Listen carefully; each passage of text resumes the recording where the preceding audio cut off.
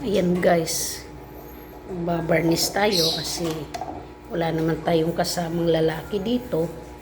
Wala namang ibang gagawa kung hindi ako. So, barnis tayo ng lumang upuan.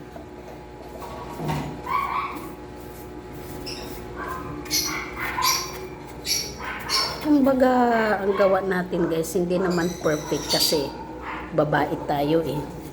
Hindi naman tayo yung sabihin mo talagang lalaki na talagang marunong. Pero, inis-is ko pa rin to ng konting liha din para maganda rin naman kahit papano, di ba?